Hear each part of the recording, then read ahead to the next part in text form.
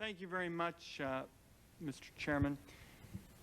Gentlemen, I was able to add an amendment to the intelligence authorization, and I think you're aware of it, those of you at State, to create a terrorist tracking system, and particularly given what we heard from Ms. Hill today, it seems to me just stupefying to hear today that a year after 9/11, discussions are essentially only underway.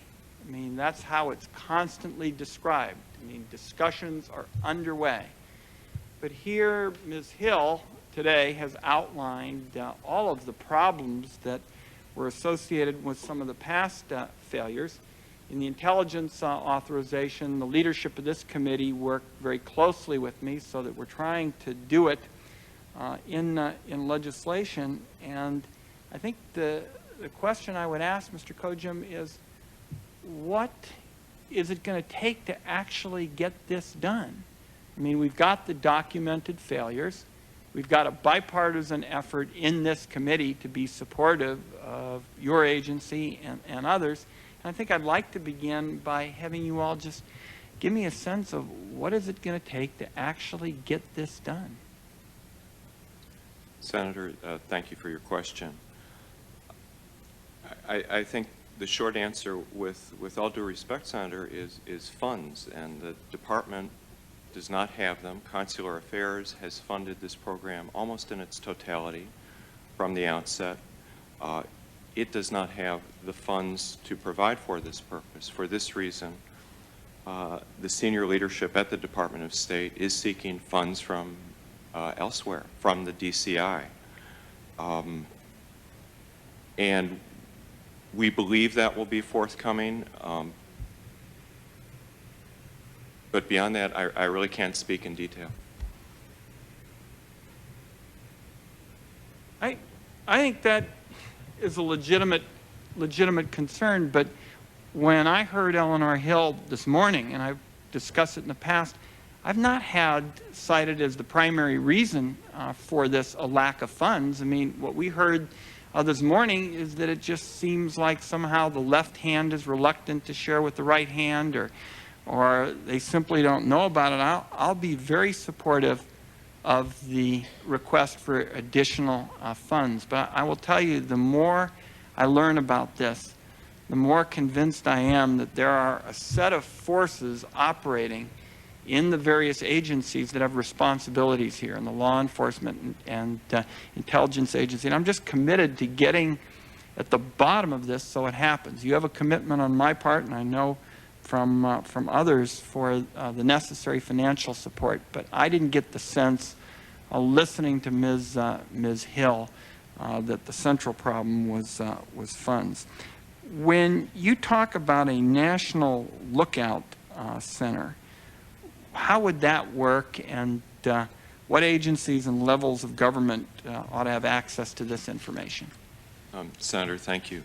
I think to help in responding to your question, it's useful to just enumerate how tiny the tip-off program is. We're talking about 5 federal employees, 6 full-time contractors, 3 part-time contractors, and some computer support people. It is a tiny program. To fulfill the purpose that you have stated, and that which we believe it needs to fulfill as well, it needs to become a much larger entity. And it needs to have representation from other agencies. As my colleagues have spoken about how it's so critically important for FBI and CIA to live and work with each other, we believe as well that for a national watch list center to work effectively, it would need representation from CIA, FBI, NSA, Transportation Security Administration, FAA, Immigration and Naturalization Service, Coast Guard, probably other agencies that I haven't named. How many more people do you think are needed to do this right? It is a planning figure. It is. If our current number is 11, it would be several times that number. Probably less than 100, but it would be considerably more than now work. And I hope I've made clear in my testimony that this small number of people cannot do 24/7 work, and that is one of the initial requirements, that we need to have a 24/7 presence rather than calling in people as we do now at every odd hour to come in and handle a case. With the passage of the legislation, and as you know, we consulted with a variety of the agencies that you mentioned, how soon could we get this in place, particularly if the funds are forthcoming? Well, planning is underway. We do believe that within a year, certainly within 2, we can have a center that we believe is equal to the task.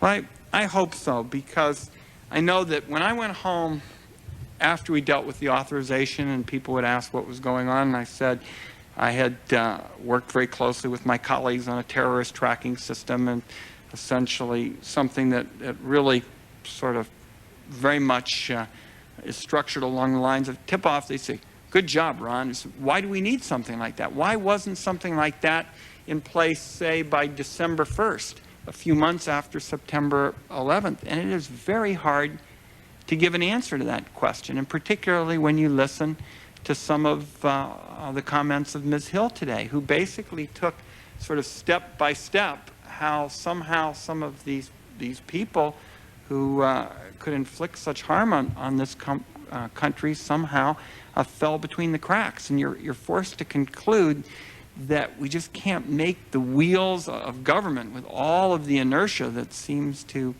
accompany it, so often work very well. And I want it understood that I'm very much committed to your getting the resources that you need.